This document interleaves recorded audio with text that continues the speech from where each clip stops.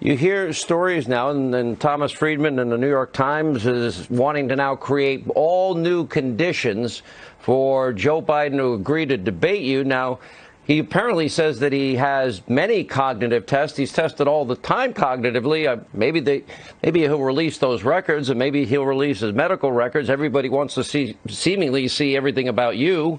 Would you agree to any new conditions, or does he have to debate like it's always happened? And do you think he's trying to back out of debating you? Well, yeah, the answer is yes, absolutely. But, you know, he meant the COVID tests. The COVID test. He didn't mean cognitive. He meant COVID. No, he said cognitive. I'm pretty sure he went on to... He didn't mean that because, you know, you don't have those tests that often. He said, I take them all the time. And no, he meant COVID.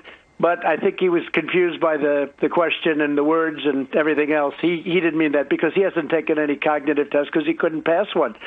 I actually took one when very recently when I was, you know, the radical left was saying, is he all there? Is he all there? And I proved I was all there because I aced it. I aced the test.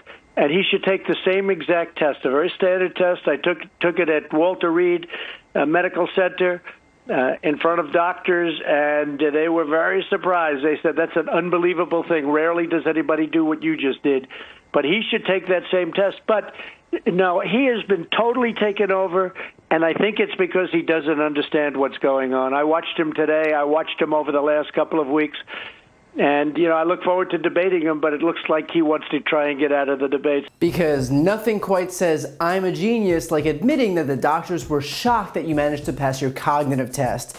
Not exactly the zinger that Trump may have intended for that to be. This is the president bragging on national television that he aced a test that included identifying a lion, a rhino, and a camel. Seriously, that's not me being facetious. The test he took is the Montreal Cognitive Assessment, a cognitive test designed to detect mild cognitive dysfunction.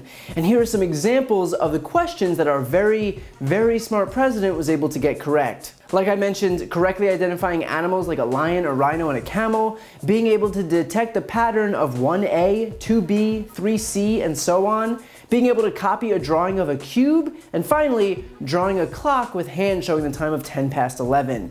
And I just want to be the first to say, those are not easy, Mr. President, and we are very proud of you. Here's the thing, if Trump was actually as healthy as he claims to be, why would his doctors be, quote, very surprised if he performed well? Is he suggesting that his own doctors assumed that he had cognitive decline, and so him allegedly acing this test was a huge surprise for them? The issue with Trump's malignant narcissism is that it actually makes him look even more incompetent than if he said nothing at all. And look, we can parse Trump's words all day, but the important thing to remember here is that, per usual, he's lying. No doctor would tell a patient that it's, quote, unbelievable that they performed well on a cognitive test.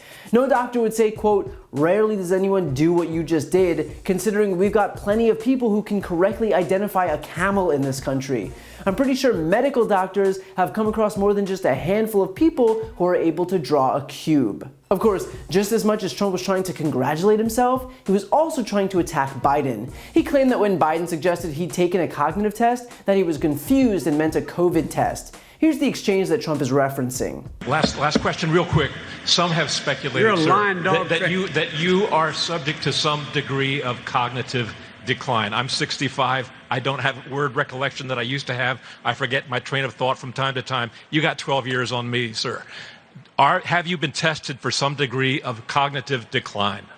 I've been tested and I'm constantly tested. Look, all I got to do is watch me, and I can hardly wait to compare my cognitive capability to the cognitive capability of the man I'm running against. Clearly, Biden is referencing a cognitive test. In other words, Trump was apparently confused while trying to paint Biden as confused, because projection. Here's what's actually happening here. Trump and Hannity are doing their best to perpetuate this White House talking point that Trump is sharp as a tack and that Biden is old and confused. The only problem is that every single time Trump tries to make this point, he ends up saying things that you'd expect to hear from someone who escaped from a nursing home. The guy is on national television bragging about passing a cognitive assessment that tests if you can count. I'm no mental health expert, but the way to convince people that you're fully lucid is not to celebrate passing a test that's supposed to show whether or not you have dementia. Consider too what we've seen from Trump versus Biden in the last few weeks. From Trump, we have a president who refuses to acknowledge his own failed response to a pandemic, who refuses to acknowledge 130,000 Americans have died, who refuses to acknowledge 3 million cases that are skyrocketing by the day. We have a president who logs onto Twitter and writes all-caps screeds whining about statues and NASCAR and the NFL. He falls over himself defending the Confederate flag, which is not the flag of the United States. And from Joe Biden, we have an adult who surrounds himself with experts, who has promised to tackle the outbreak, to coordinate testing systems, to ensure that we all have enough PPE, to enact worker safety protections, to encourage taking precautions. He's released plans to invest in infrastructure and expand banking for low-income families. He released plans to introduce a public option plan administered by Medicare, for Medicare to directly negotiate the cost of prescription drugs, and to lower the age of Medicare from 65 to 60. He's released plans to combat climate change, to achieve net zero greenhouse gas emissions for all new buildings by 2030, to ramp up production of solar panels, to make sure all new green jobs are unionized. He's released plans for universal pre-K, to triple Title I funding and fully fund the Individuals with Disabilities Education Act, and to ban for-profit charter schools. He's released plans to create a federal civilian corps of unarmed first responders to cut down on police violence,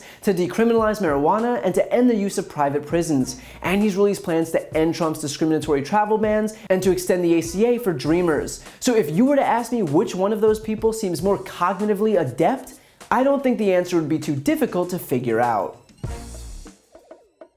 And don't forget to listen to my podcast, No Lie with Brian Tyler Cohen, where I'll take a deep dive into the biggest issues of the week and interview major players in the world of politics, like Adam Schiff, Nancy Pelosi, Beto O'Rourke, Eric Swalwell, Katie Porter, and many more. Again, that's No Lie with Brian Tyler Cohen, available anywhere you listen to podcasts.